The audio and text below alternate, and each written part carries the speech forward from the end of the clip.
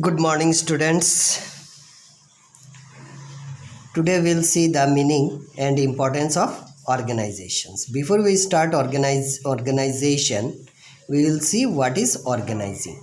A weak organizations can put the good products into soil, but the good organizations having a poor product can drive out the good products from the market. This means that a weak organization, the organization which is not which is weak, they put the good products into the soil. That means they lose the market. They cannot produce the good products, and therefore it goes into vain whatever they do. But a good organization having a poor products, even though they have a medium quality product or low quality product, still they drive out. Their organization is such, they work in such a manner that the good products that those that are in the market, they remove them from the market. So this is the importance of organizations. This is what is organizations. Now here we understand that an organization should be very good. If an organization is very good, then they can sell their products in the market, even though there are much more better products which exists in the market. Now in the meaning, the origin of word organization is from the organisms. Actually, the organization word came from the organisms. The meaning of the organisms is a living individual or a group of independent parts. Now, organisms means a living individual, that means a human being, or the individual parts which work in a group. The organization means organization of human being or a group of people. That means organization is nothing but a group of people. Organization is a group of people working together cooperatively under authority towards achieving goals and objects that mutually benefit the participants and organizations. This means that organization is a group of people. There are few peoples, that as we know, two or more than two peoples. They work together cooperatively, where they cooperate with each other, and there is an authority to guide them towards achieving goals and objectives. And once the goals and objectives is achieved, they get the benefit. Both of them, they get the benefit. They share the benefit.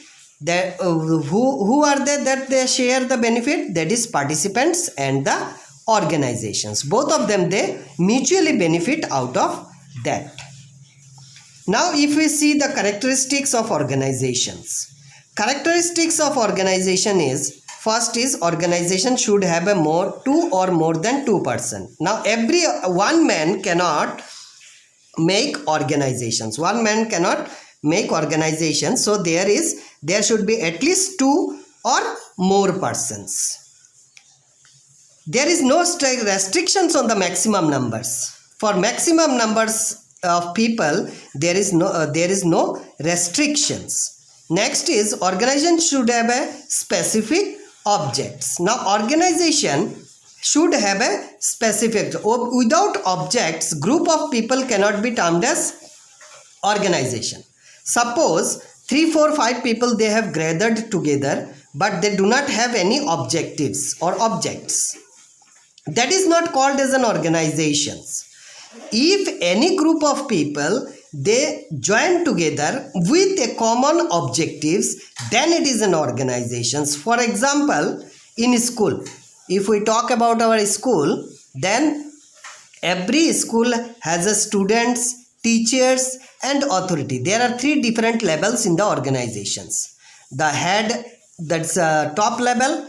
Middle level comes where the school teachers are there, and the third level where the students are there.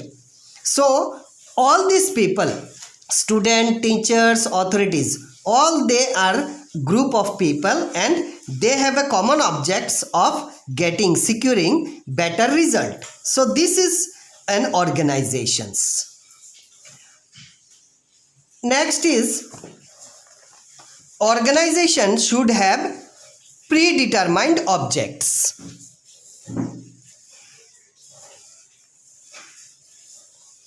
Organization should have predetermined objects. That means, as we know that planning is done, planning is the first primary functions of the first primary functions of the management. Now there we in advance we determine the aims or the goals. Here in the that is already decided upon in the while we do planning. Now that aims or objectives is the goal of the organizations and it is beforehand, it is determined, decided. Means actually the aim of the organizations or the goal of the organization is decided beforehand. This is what it is said. Organization should have a group of people. Every organization should have a group of people. Organizations can be of persons only, and organizations can be of only persons. Organization should have leadership. Every group of people, the group of people that they are working in the various branches of the company, there should be a leader who looks after the work of the people, and also looks after the coordinations and cooperations among the people. That means a manager or a supervisor is selected who is called as a leader, and he looks after everything in his department: the working environment, the relationship among the people, and the work they are doing. Whether they are doing it according to the plan or not, that they look after. So leadership is required in every place and also in the direction. Next is organization is a process. Now organization is a process. It means some work always goes on in it, as purchase, sales, marketing, mutual coordinations, communications, etc. So this is a continuous process. Now in organization, generally the things that goes on are purchase, sales, marketing. Purchase means I think you understood. Sales also you understood. Marketing means advertising about the product that a company is producing. Then mutual coordinations. The coordination should be there between the various branches of the people that they are working for the common goals. And the communication, one should communicate with the others. So these are the things which goes on continuously years after years in an organization. So it is called as a process. Now organization is a functional process. Why it is called functional process?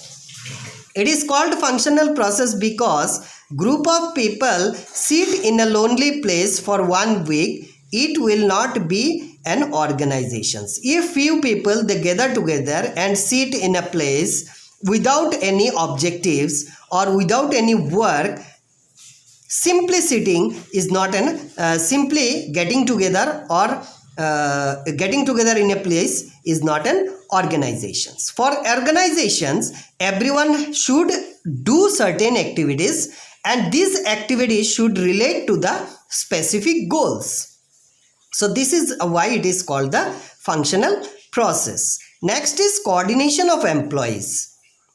Organization exists to coordinate the work of the employees in any enterprise, because in organizations, employees and their work cannot be segregated. Now this means that the organizations should coordinate. Organizations exists there. We can call an organization only when the coordination between the work of the people, work of the employees in an enterprise, in a firm, in a firm. That means the organizations coordinates the works of the employees in an enterprises. Organizations should have a formal relationship. In organizations, there should be formal relations among all the members. Those who are working in that organizations, all should have a formal relationship among themselves. And this organization protects the rights and duties in the relationship. Organization exists everywhere. If we talk about organization, it exists everywhere, in the politics, in the family, in the society, in economy. It is present, hence it is omnipresent. Omnipresent means they are present everywhere. Now let's go to the objective of organizations. What are the objectives?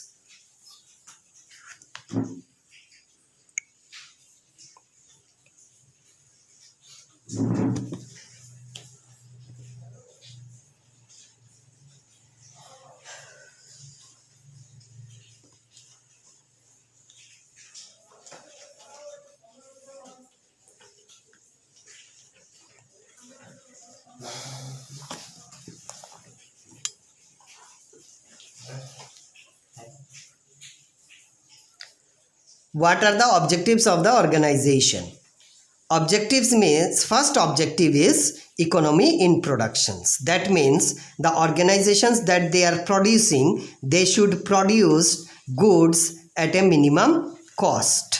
It should the cost should not be maximum.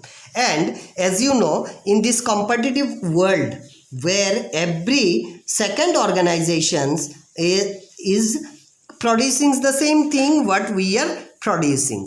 So one more thing is that in the present market, if we go to the market, we will see a goods has its alternative.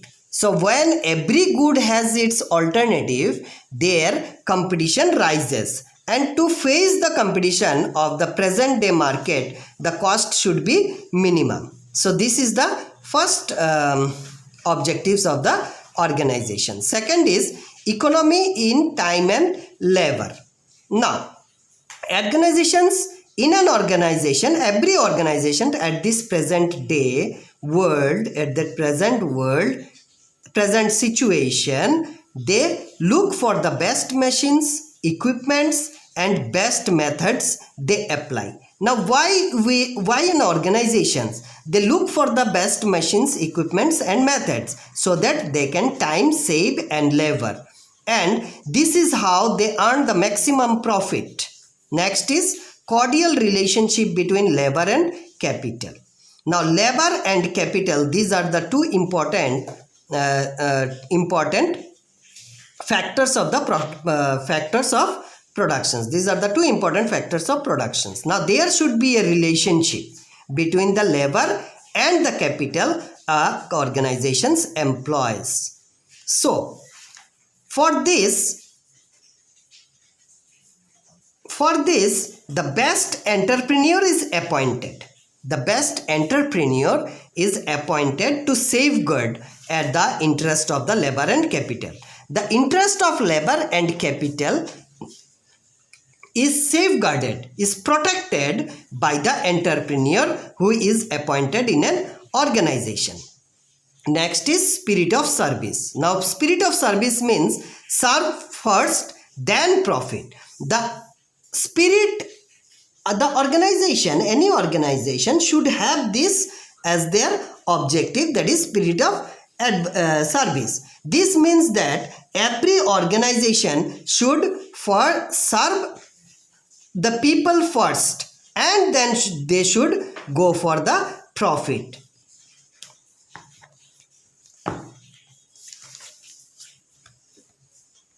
Now let's come to importance of organization.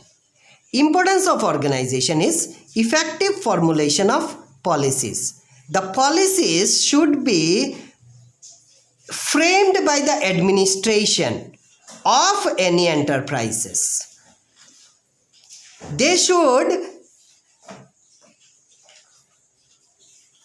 is the job of the management to formulate all the policies of the organizations. Next is encouragement to specialization.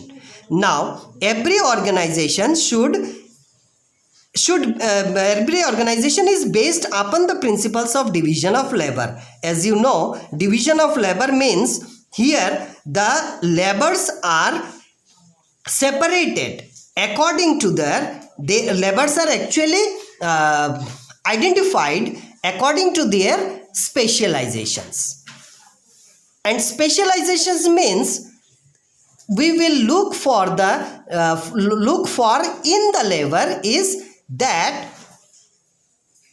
what he is good at. That means we will see the labor, we will recruit the labor according to their interest, their skills. So this is what it is, division of labor. Increase in managerial efficiency.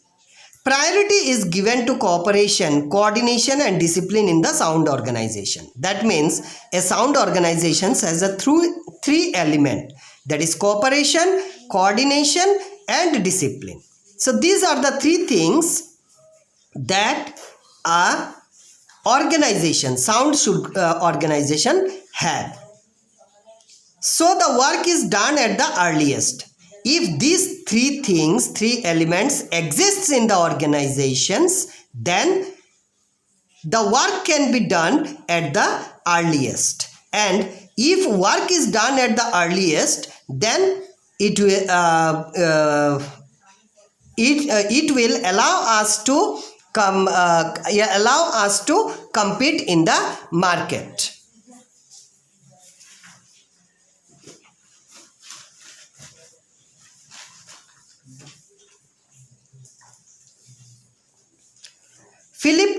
Next we see to work systematically. Now where there is organization, every person performs his duty as per pre-directions, and then it is clearly directed in the organization about the execution of work. This means that in an organization, every workers is directed beforehand. They are made clear about the work, where, by whom it is to be done, when it is to be done, where is to be done, and which work is to be done. So these are the things which are clarified to the workers beforehand, so that the work goes on systematically.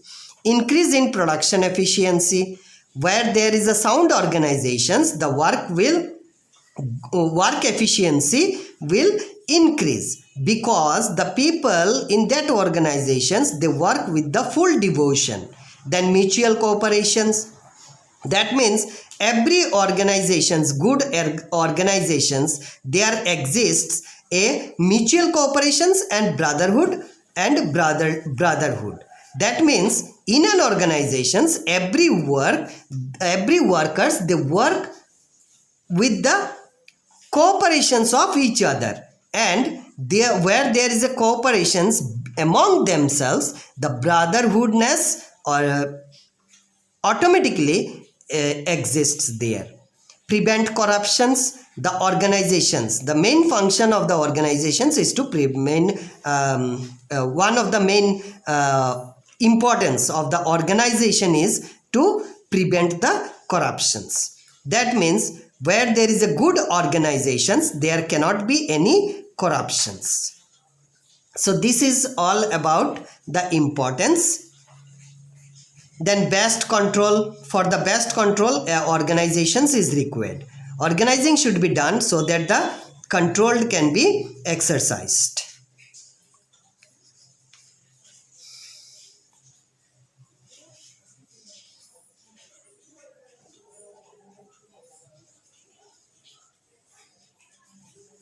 Now let us see the main characteristics of ideal organizations. Authority from top to bottom should be clearly mentioned. Now, ideal organizations means a good organizations which can be an example for other organizations. This is called an ideal organization. Ideal main characteristics of ideal organization is that authority from top to bottom should be clearly mentioned. Now, all the various levels of authorities should be mentioned.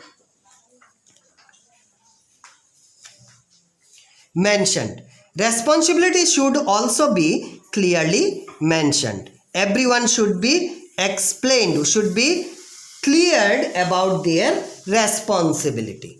Whatever the responsibility they needs to be performed in the organizations. All the members of the organization should be cautious towards objectives. Now, all the members that they are there in the organization should be whatever they should be doing, or whatever the decision they are taking, that should lead to the achievement of the objectives of the organization. Area of control should not be wide. The area of control should not be very wide. Communication should be effective. The communication should be very good. There should be quality of stability. Now, organization should be stable. If it is unstable, then we cannot achieve the objectives. There remains a high moral among the employers. Now, those who are employers, they should have a high morals. So this is all about the ideal organizations. These are the characteristics of the ideal organizations. Now let's go to the